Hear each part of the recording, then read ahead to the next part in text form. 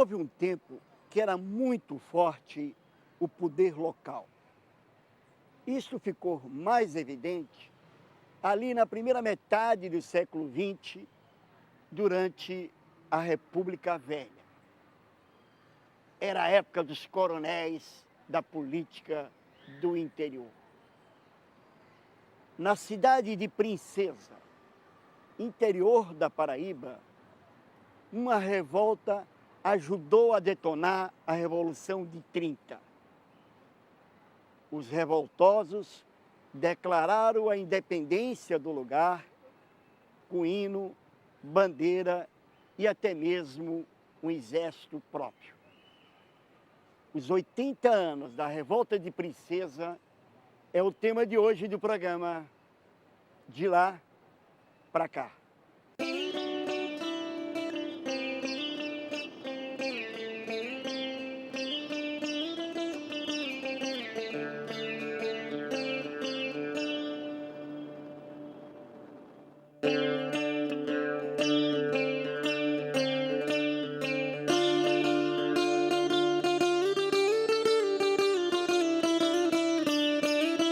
De lá para cá, a cidade da Paraíba virou João Pessoa.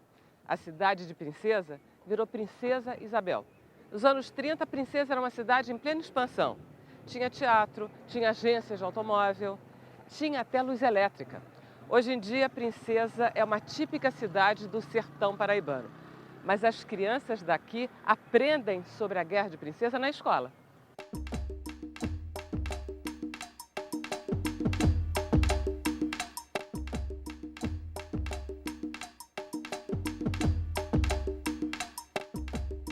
Dulce Pandolfi é professora, historiadora da Fundação Getúlio Vargas, do CPDOC. Tudo bem? Tudo bem, Tudo certinho? Como é que você está? Tudo bom? Tudo ótimo. Fala um pouco da Revolta de Princesa. Olha, a Revolta de Princesa se insere num quadro mais amplo da República Velha, das crises da República Velha. Aliás, a República já nasce praticamente em crise, mas, sobretudo, nos anos 20, essas crises vão se agudizando, né? Até por conta do regime que é montado. Quer dizer, você tem uma estrutura, uma Constituição altamente liberal e federativa, que deu muita autonomia para os estados, né? E os governadores de estado, que aliás eram chamados presidentes de estado, por tanto poder que tinham, né, eles tinham muita autonomia. Na realidade, digamos, era um esquema todo montado no sistema do coronelismo. Você tem o chefe local, que era chamado o coronel, eles tinham poder absoluto naquela região deles, né? E esse nome depois... Que é o caso, vamos dizer, da Paraíba era tipicamente o caso. Imagina, no caso da Paraíba, num estado, né, do interior do Nordeste, né, um estado secundário dentro desse esquema da República Velha. Então, quer dizer, você tem homens poderosos ali dentro que até estavam enfraquecidos financeiramente, mas que com o sistema representativo eles se fortalecem. Então, o sistema eleitoral fez quase que ressurgir ou deu força para esses coronéis do interior, porque o governador, para ser eleito, precisava do voto dessas pessoas que controlavam as suas regiões. Enfraquecidas financeiramente, mas precisando também do governador para construir escola, estrada, etc. tal, você cria um sistema de troca.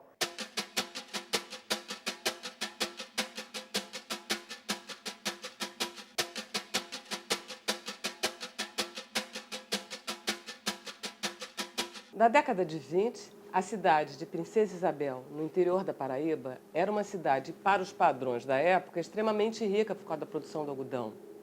A professora Inês Caminha é historiadora da Universidade Federal da Paraíba e vai nos contar o que foi essa famosa Revolta de Princesa.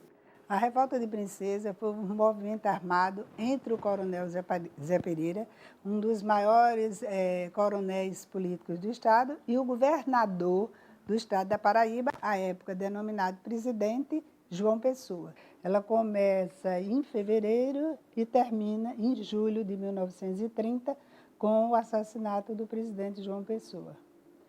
E para que isso ocorresse, em 1928, em outubro, João Pessoa assumiu o governo do Estado. Durante a República Velha, o sistema que imperava era o coronelismo.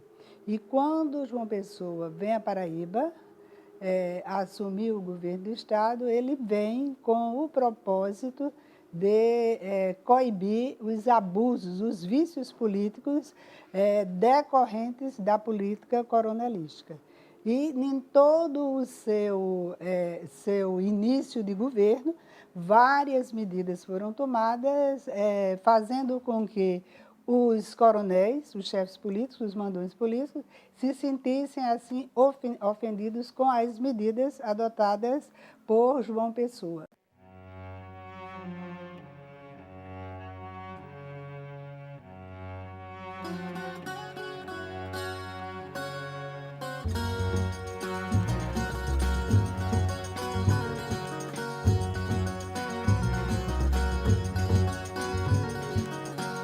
Tião Lucena é jornalista, nasceu em Princesa, aqui na Paraíba, e escreveu um livro chamado 1930, a História de uma Guerra. Que guerra é essa? Por que você escreveu esse livro? A minha mãe tinha 5 anos quando aconteceu essa guerra de Princesa. E ela contava para nós os sofrimentos que teve por conta das perseguições da polícia invadindo a casa, colocando as crianças para correr, os tiroteios, aquela coisa toda. E aquilo me atraía, aquilo me seduzia e aquilo me fez, quando me tornei jornalista e cresci, então resolvi botar num papel para dividir essa história todinha com as pessoas de fora, que tivesse a oportunidade de conhecer também.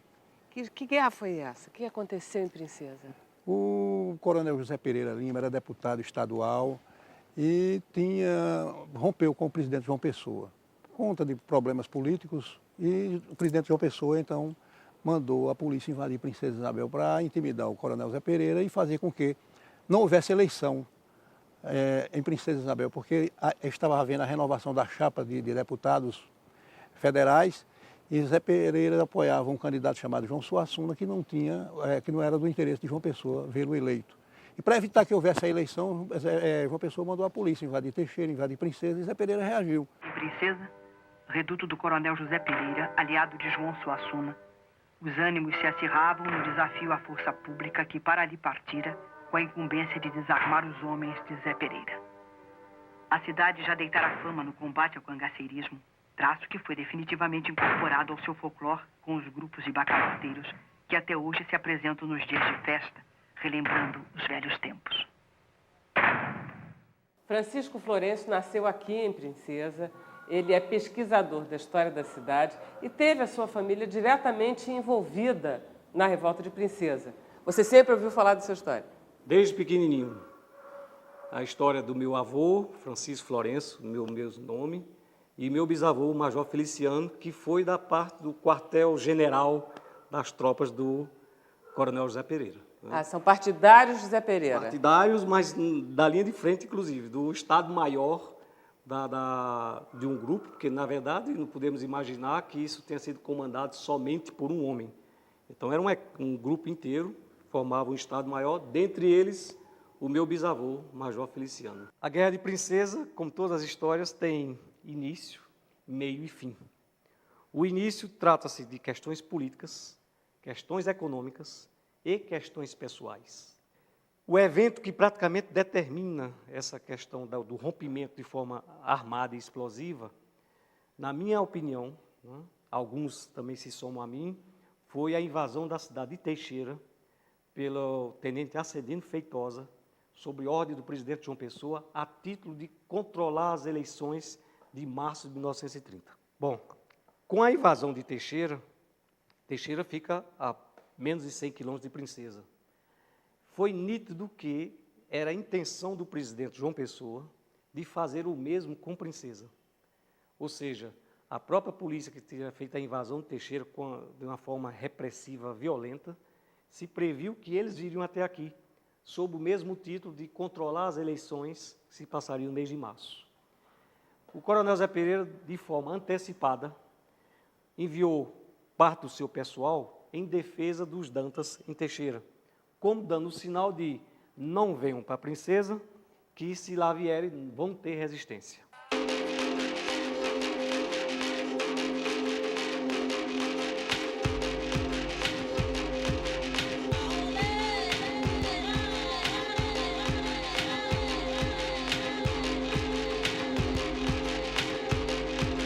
João Pessoa também foi uma pessoa criada no Rio de Janeiro, né? Ele tem ideias modernizadoras e ele chega, como governador da Paraíba, tentando quebrar um pouco alguns pactos estabelecidos previamente. Um deles é atingir Princesa, porque ele também era rival político do João Suassuna, né, que foi o antigo governador de lá, da Paraíba, né, com quem eles eram de facções diferentes. Então, quando vai ser montada a chapa para a Aliança Liberal, primeiro já começa, quer dizer, ele vai ser candidato da oposição. Ele é um candidato que rompe, né, com aquele sistema, status quo. Né? E, ao mesmo tempo, é ele que vai escolher, digamos assim, quem vão ser os candidatos ao Senado, à Câmara, etc. Tal.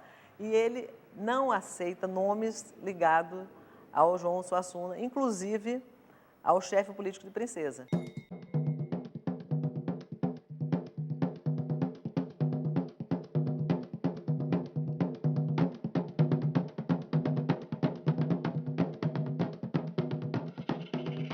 Então, Princesa não aceita, né, esse domínio desse seu opositor, que era governador do estado. Os coronéis ali se rebelam, tem um coronel com muita força lá, né?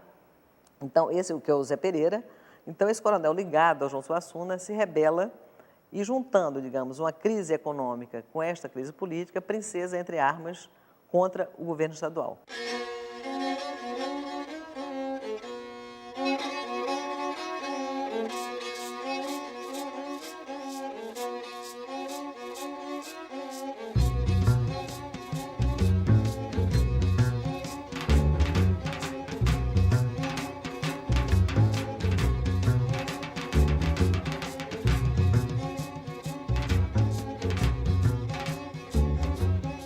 A luta começa A luta como? armada, né? A luta armada. Ela começa em fevereiro de 1930 e vai até 26 de julho de 1930, quando acontece a morte do presidente João Pessoa, que foi assassinado no Recife por João Dantas, filho de um outro coronel político, Franklin Dantas, né?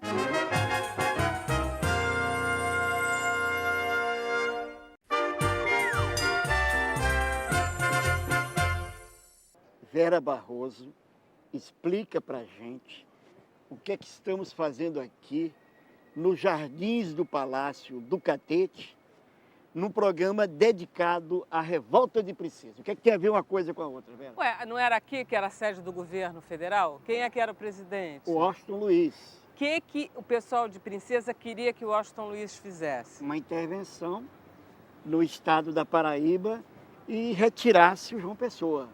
Que era candidato a vice de Getúlio Vargas. Exatamente. Que vai fazer a Revolução de 30. Isso. E que vai se instalar aonde depois? Aqui. Isso é uma coisa assim, ó, você acha que essa coisa que você falou de coronelismo continua ainda? Ah, continua. É claro que melhorou, mas continua. É muito forte ainda o poder das oligarquias, né, regionais, os caciques locais. É bem verdade que de lá para cá essa turma se sofisticou. Hoje tem televisão, internet.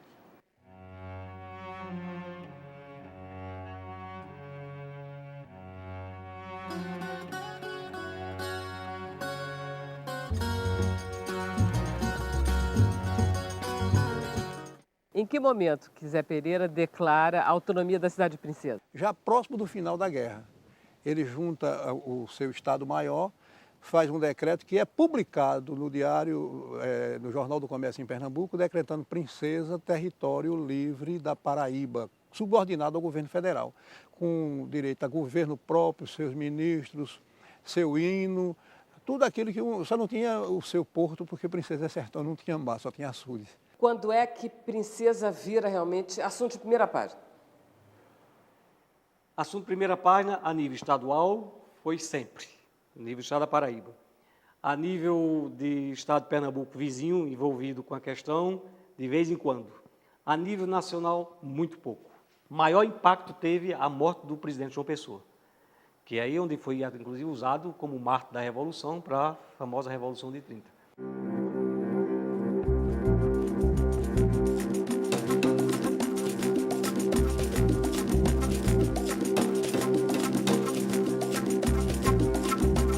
mais um pouco do assassinato de João Pessoa, né? Porque ainda é um episódio da nossa história ainda meio nebuloso, não é isso? É, bastante nebuloso, ainda com várias versões. Né? Na realidade, quer dizer, o João Pessoa, ele tinha muitos inimigos, né? Como eu falei, quer dizer, Princesa, inclusive, é um marco, né? É um marco, e João Suassuna, né? Que é uma liderança importante, inimigo dele. O João Dantas, não é? Que é uma pessoa também proeminente, era um advogado, etc. Tal, é um grande inimigo dele também.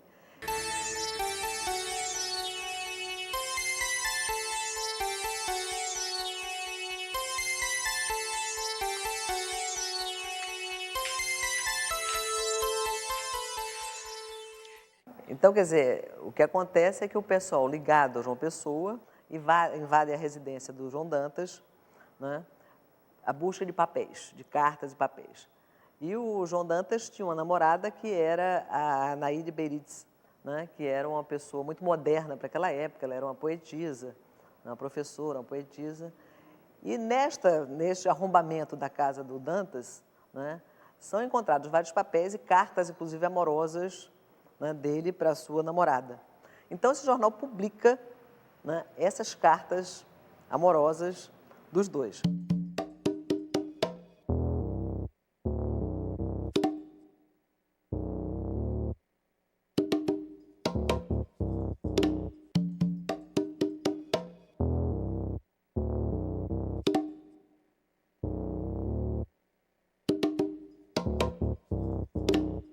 Kizuki Yamazaki, a nossa querida diretora, uma grande cineasta brasileira, e que filmou a história do João Dantas, que fez um filme belíssimo, Paraíba Mulher Macho. Kizuka, conta pra gente um pouco mais a história desse amor entre João Dantas e Anaíde.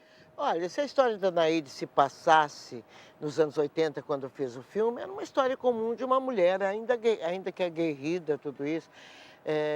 Era uma mulher emancipada, não estava preocupada em se casar, entendeu?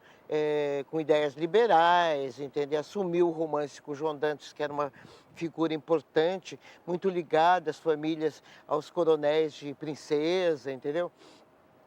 Então não era... O que era interessante era porque a história se passava em 1930 e foi o pivô da Revolução de 30 com o assassinato de João Pessoa. Relevemos a mulher ao eleitorado.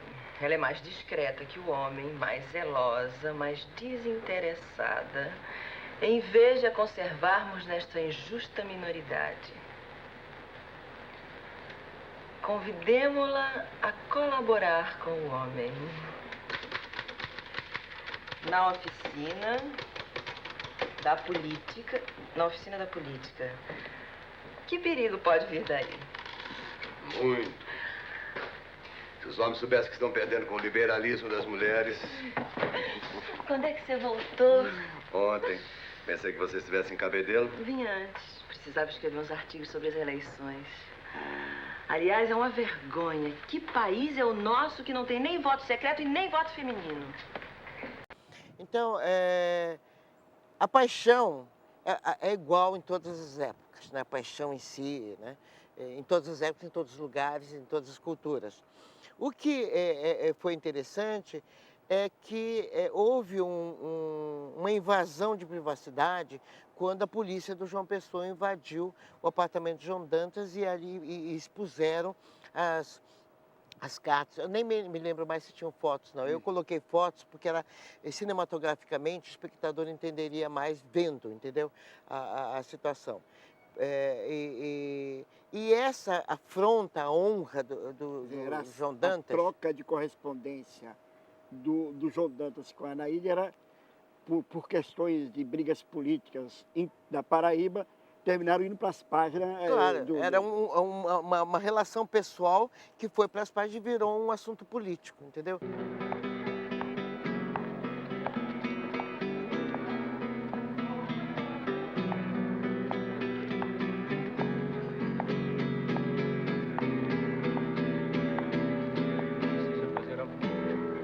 João Pessoa, sou João Dantas.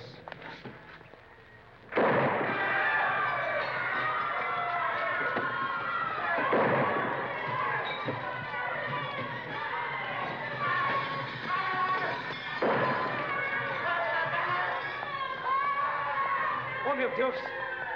Não! Para! João Dantas! Andrea! Não, Dantas! Tá preso. O que acontece com a morte de João Pessoa? A Guerra de Princesa já durava 6 meses.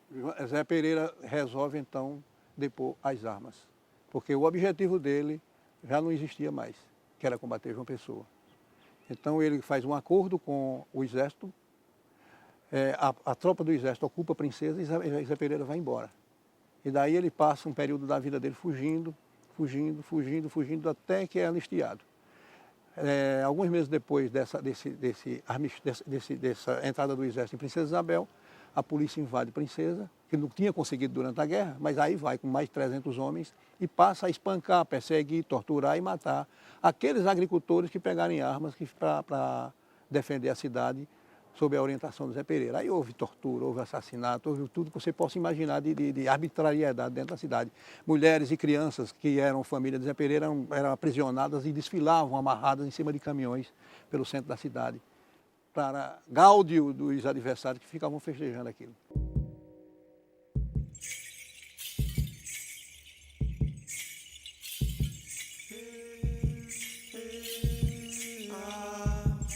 Quando a guerra acaba, depois do assassinato de João Pessoa, como é que é feita essa desmobilização dessa tropa toda? A desmobilização foi feita nas pernas. Foi um Deus nos acuda. Porque o sentimento que aqui tinha o coronel Zé Pereira e seus amigos era de que a vingança seria contra eles. Por muito tempo, o coronel Zé Pereira foi dito que ele teria tido parte no assassinato de João Pessoa, o que nunca foi provado e não há causa e efeito relacionados. Então, todos os seus seguidores se dispersaram, né, na imagem de que eles iriam receber uma bruta repressão, seja do governo da Paraíba, da época, seja a nível federal, porque também aqueles que apoiavam João Pessoa viam no coronel Zé Pereira e seus seguidores o grande inimigo a ser destroçado e destruído. Então, essa dispersão foi, eu diria, automática. Foi, na verdade, quem podia correr mais. Por que se diz que a Revolta de Princesa é o elemento detonador da Revolução de 30? Porque foi depois da morte de João Pessoa, em uma consequência da Revolta de Princesa, que Getúlio Vargas, que João Pessoa era o candidato a vice, Getúlio Vargas se fortalece e toma o poder, embora não tenha sido eleito. Júlio Prestes foi o presidente eleito, né? Mas Getúlio Vargas deu o golpe, houve aquele golpe militar e Getúlio Vargas assumiu a presidência do Brasil, sem voto.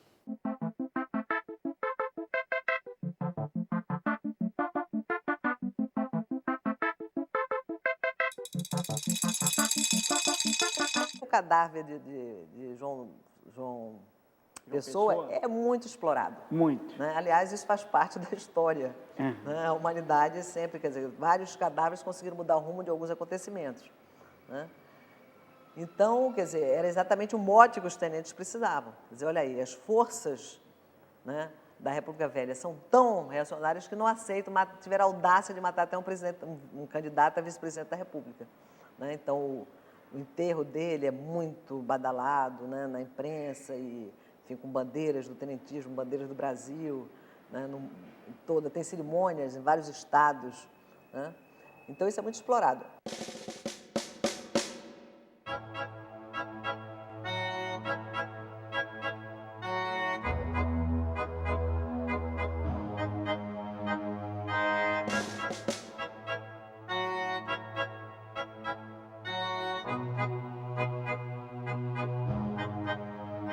Princesa pagou um preço muito caro? Muito caro. Princesa, antes da Revolta de 1930, era uma cidade que tinha até loja de automóvel. Uma cidade do sertão da Paraíba, em 1930, tem loja de automóvel, luz elétrica, 3 fábricas de beneficiamento de algodão e outras coisas mais. Depois disso, usina de luz. Em 1930, a Princesa Isabel tinha uma usina de luz. E depois que Zé Pereira, que foi tirado do poder, a cidade apagou-se, se subdesenvolveu-se e até hoje ela nunca mais encontrou um patamar de desenvolvimento.